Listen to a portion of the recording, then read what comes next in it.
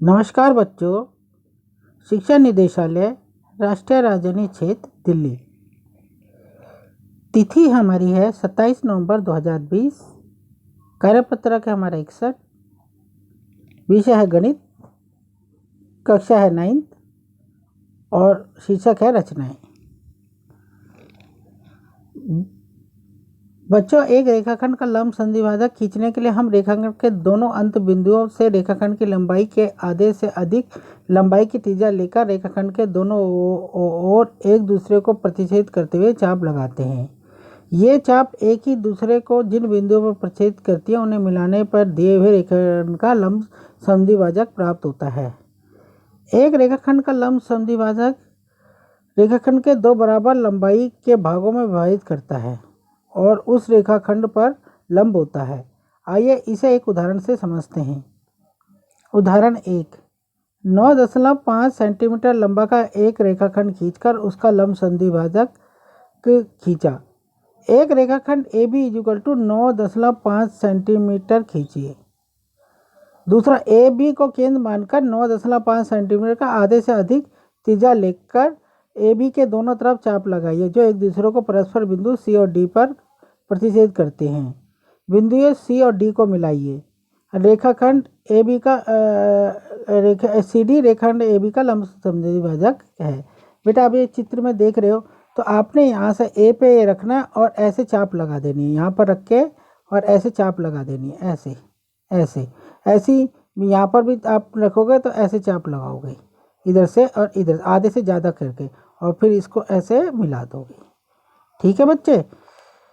बच्चों, आप जानते हैं कि एक त्रिभुज के 3 भुजाएं व 3 कोण होते हैं। एक त्रिभुज की रचना करने के लिए हमें उसमें निम्नलिखित माप समूह में से एक पता होना चाहिए।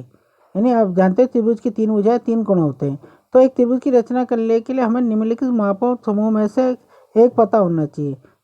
या तो 3 भुजाएं, दूसरा 2 भुजाएं और उनके बीच का कोण, 2 कोण उनके बीच की भुजा, समकोण त्रिभुज के लिए कर्ण और एक भुजा। आइए एक उदाहरण से समझते हैं। उदाहरण 2, 5 सेंटीमीटर 5.5 सेंटीमीटर भुजा वाला एक समबाहु त्रिभुज की रचना कीजिए। तो बेटा, समबाहु त्रिभुज की सभी भुजाएं बराबर होती हैं, इसलिए समबाहु त्रिभुज ABC में AB = BC = CA = 5.5 सेंटीमीटर होगी। 5.5 सेंटीमीटर लंबाई का रेखाखंड BC खींचिए।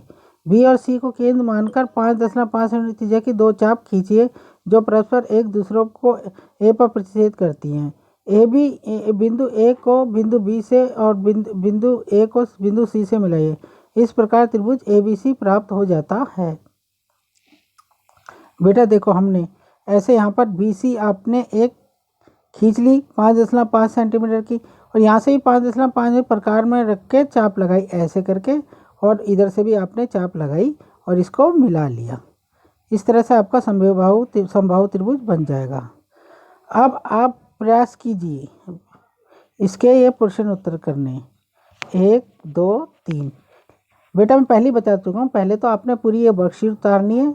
ये पूरी वर्कशीट उतरेगी आपकी, ये और इसमें और उसके बाद ये जो आकृतियाँ बनानी है आपने पेंसिल